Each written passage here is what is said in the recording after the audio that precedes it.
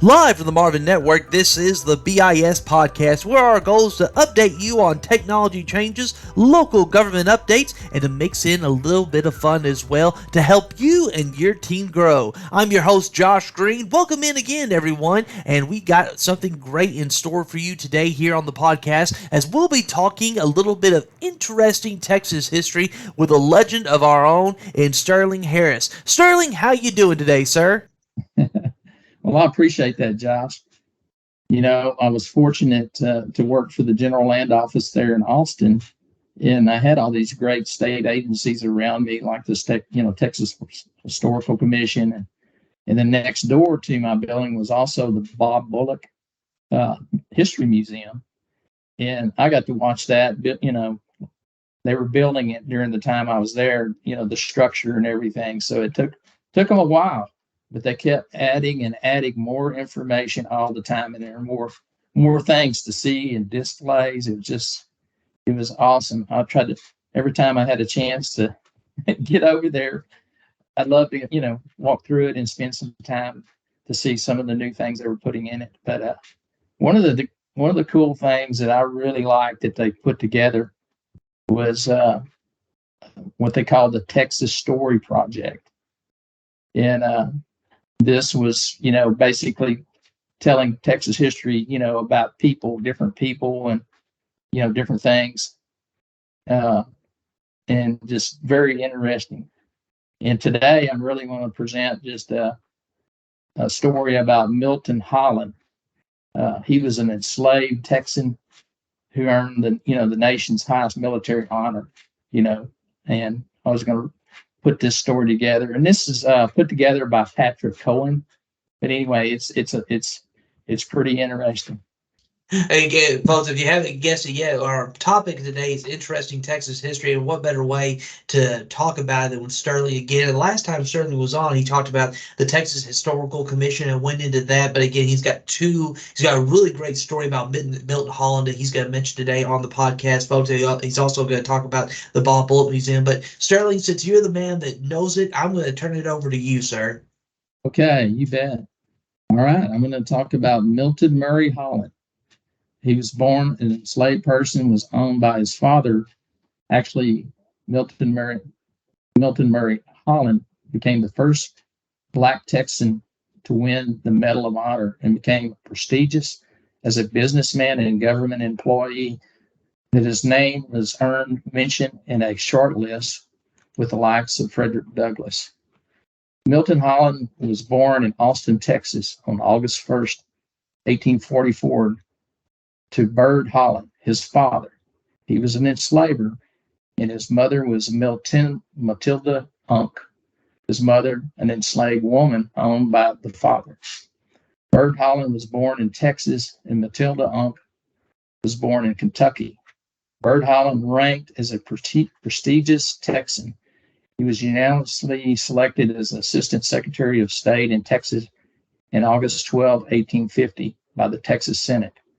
Bird Holland served as a member of the Texas House of Representatives from 1853 to 1855 as well. He represented Sour Lake in Jefferson County and was a member of the Education Committee and Roll Bills Committee and Finance Committee. Bird Holland ironically died fighting for the Confederacy, which he sought to protect slavery at the Battle of Sabine Crossroads in April 1864. Milton Holland had two brothers, William Holland, James T. Holland, and two sisters, Kate Holland and Eliza Holland. Another sibling of the Hollands died at birth. William H. Holland later served in the 15th Legislature for Texas during the Reconstruction and sponsored the bill that created Prairie View Normal, the first college for Blacks in Texas. Prairie View Normal became the present day Prairie View A&M University. In the 1850s, Bird Holland freed Milton Holland and sent his brothers to a school in Ohio to be educated. They attended school at Albany Manual Labor Academy in Athens County, Ohio. At Albany Manual Academy, Milton Holland learned how to make shoes and became an apprentice to Albany bootmaker and shoemaker. shoemaker. In 1860 census, Holland is listed as a member of the Schatz household in Albany, Ohio. It appears that John Schatz was the Albany boot shoemaker under whom Milton Holland served as an apprentice, because Holland's occupation is listed as a shoe apprentice. Once the Civil War began, Milton Holland wanted to enlist in the Union Army. He tried to enlist on September the 2nd, 1862, and was 18 years old at the time. However, he was considered ineligible for enlistment because of his race. Since he could not enlist, Milton Holland signed on as a personal servant to a state politician, Nelson Van Voors, who served as the first lieutenant in the 3rd Ohio Infantry. In 1863, once blacks were allowed to enlist in the Union Army, Milton Holland successfully raised a company of African Americans in Athens County, and the group was mustered into the 5th Regiment of the U.S. Colored Troops. Milton Holland and the company he raised were mustered into service in June 1863 in Athens County, Ohio. He eventually attained the rank of Sergeant Major, the highest rank open to blacks at that time. The engagement for which Milton Holland won the Medal of Honor was the Battle of New Market Heights. The battle occurred after the 5th Regiment went into action in Virginia along the front lines of Richmond and Petersburg in the autumn of 1864. On September 29th, the 5th Regiment assaulted New Market Heights, which was part of the defenses of the Confederate capital. High stakes indeed. These defenses included 4 extensive earthworks, 2 lines of slashed tree branches. The troops of the 5th Regiment suffered heavily casualties during the battle, and 4 of the 10 commanders were wounded. As white leaders fell, Milton Holland stepped in. He rallied the officers, the companies in charge of the Confederate Army. Thanks to their change, a white military unit under intense pressure succeeded in returning to the Union line. Ultimately, his leadership in New Market Heights helped him win the battle. On April 6, 1865, Milton Holland was awarded the Medal of Honor for his actions at the Battle of New Market Heights. The citation for the Medal of Honor states took command of Company C after all officers had been killed or wounded and gallantly led it. He was awarded the Medal of Honor. An official order for the General Butler was issued in October 11, 1864. General Butler wrote that Sergeant Major Milton Holland, commanding Company C, was left in command after all the company officers were killed and wounded or led them gallantly.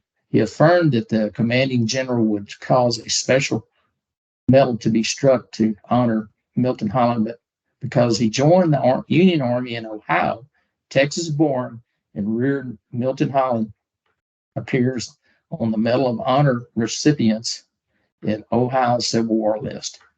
General Butler even recommended Milton Holland for a captain's commission, but the request was denied because the War Department, because of his race. His career rise likewise demonstrated his talent and ethic. After the Civil War, Milton Holland returned to Ohio. Upon his return, Milton Holland promptly married Virginia Dickey, October 24th, 1865, in Franklin, Ohio, and resumed his job as a shoemaker in 1869. Milton Holland and his wife moved to Washington, D.C. in 1870, and Holland's friend, John Mercer Langston, helped him obtain a clerkship in the U.S. Treasury Department in Washington, D.C., with a salary of $1,200. While working full-time, Milton studied law at Howard University, graduating with a law degree in 1872. Milton Holland was one of the 17 graduates of the only Texan who graduated from Howard University in 1872. He eventually became one of the first black attorneys in the nation to be admitted to the bar in the U.S. Supreme Court. In 1887, Milton Holland left civil service for business. After this, Milton Holland became active in areas of banking and insurance. He became the president of Capital Savings Bank and secretary and general manager of Industrial Buildings and Savings Company, 2 black-owned financial institutions. And then 1890s, Milton Holland also founded the Alpha Insurance Company in Washington, D.C. This company was one of the first Black-owned insurance companies in the United States. Milton Holland was also a very active member of the Republican Party who spoke on behalf of, African Americans. And his farm on the outskirts of Washington, D.C., Silver Springs, Maryland, became a gathering place for Black society. In 1883, Milton Holland helped organize the 21st anniversary of the emancipation of enslaved people in Washington, D.C. He figures among notable men slated to speak African American in Washington, D.C., and listed the People's Friends newspaper published on May 31st, 1891. The short list included Frederick Douglass, John R. Lynch, Robert H. Terrell, and James Smith. In 1910, Milton Holland was living in Virginia. Holland and his wife, May Rose, his adopted daughter, and James T. Rose, his son-in-law, and his grandson, Milton Rose. On May 14th, 1910, Milton Holland collapsed with a heart attack in his office and was brought home. A physician summoned and administered treatment. However, Milton Holland experienced another episode and died the next morning at the age of 65. In this last will and testament, Milton Holland left a life insurance policy for his wife in amounted of $3,500 and a life insurance policy for adopted daughter totaling $1,500. Milton Holland, the first African American Texan to win the Medal of Honor, was buried with the nation's military honors at Arlington National Cemetery. So that pretty much concludes the story, but it's a wonderful story, and that's just one of many of them that you can go to the Bullock Museum and go to their website here. You can read these. These are just so interesting. But I wanted to share that today with you.